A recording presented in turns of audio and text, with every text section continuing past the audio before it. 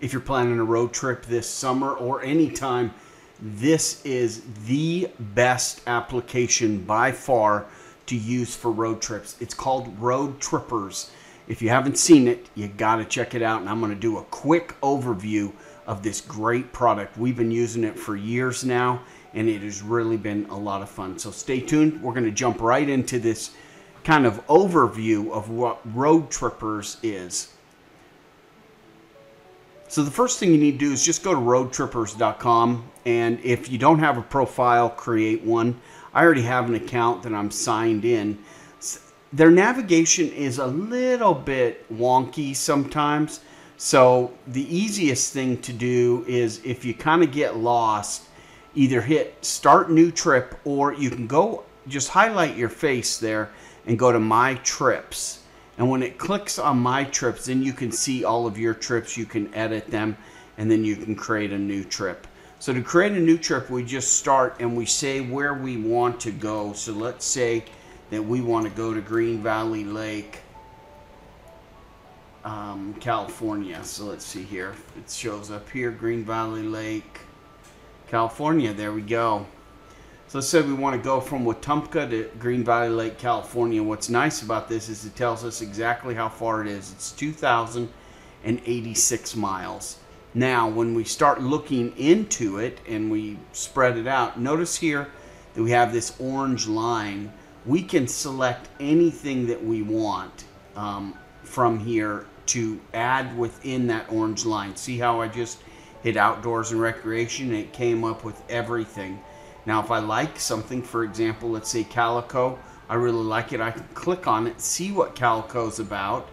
Sometimes it'll tell me some information. I can see different photos on it, kind of walk through. If you've never been to Calico, by the way, it is kind of cool. And it gives me a little information, allows me to rate it, gives some customer feedback. But the coolest thing about it is I can add it to my trip. And so we're going to see this in just a minute, why we want to add it to our trip. Now, remember, as you're kind of moving around through here, you got to go back up to the top with your elevator bar and see the X right there. It can be confusing, but once you get used to it a couple times, you're good to go. Now, see, we see Calico right there. Now, let's say that we're looking for food places along our way. Let's say that we want right here, Arbuckle Mountain Fried Pies. We can just say add to trip here. We can just click on it, and it adds it to our trip. Notice here that we're inside of food and drink, no problem. We can click down, we can click up here, see just outdoor and recreation, or we can close outdoor and recreation. We can also close it here by clicking on it one more time. Notice here now it says we're going to go there first and we're going to go there second. We can say that we want to go and change that route. Now it's going to increase my total mileage considerably because it has us going back and forth, but we can do that. We can also take and turn this feature off, which makes it that it's still on our map, so we can see that we chose it at one point, but we really don't want to use it. So, or we can turn it back on. We can also click on here and say remove it, and we can remove it as well. So that's kind of a quick overview. When you start drilling in, this is where it really gets fun.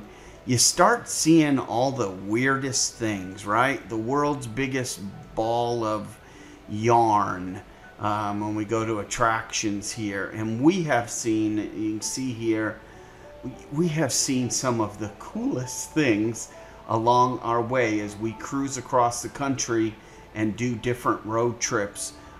We can see everything. Let's say I want to go to this botanical garden. I can just click on it. Then again, I get some great information. That actually looks pretty cool. I can add it to my trip. Okay, spin back up, close it, and now the botanical gardens is now part of my trip. I can say, well, I want to go eat fried chicken first and then come back to it. No problem. I can also see distances and times in between here as well as the route. So we're going to go ahead and take a look. And so we can add all of that. Now notice here that it's 30, I think this is set to 30 miles right here. Oh, it's 30 miles. See how I can reduce that. So a lot of times if I'm driving, I don't want to see anything except what's kind of right on the freeway as I'm driving.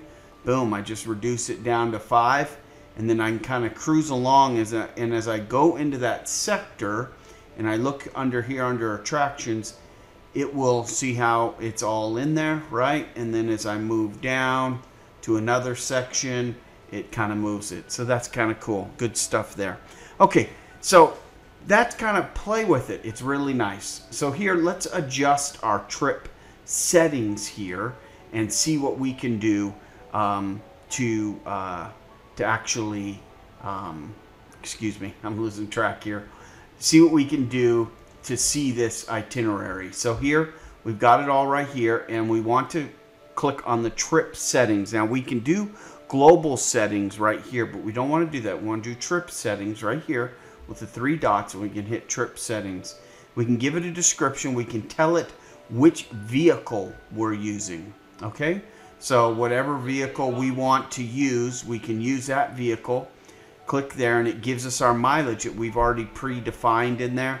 We can also tell other people if we want about it, and we hit done, and then it calculates out the exact cost that it's going to be to drive from one location to another. So that's really very cool.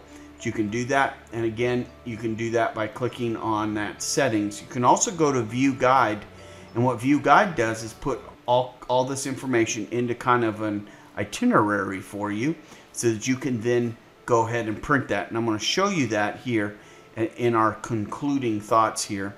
So I'm just going to go ahead and click here, go back to my profile. I want to delete this trip, hit delete, and the trip goes away. Here's one I just recently did.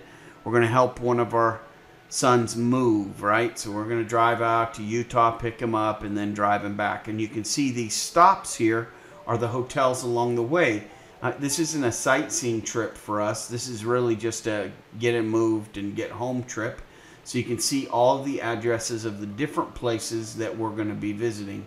So here you can see if I click on this little dot here, I put in notes, and I'll show you why in a moment. Leave Saturday at this time. It's going to be a long day, 16 hours. Fortunately, there's 3 of us.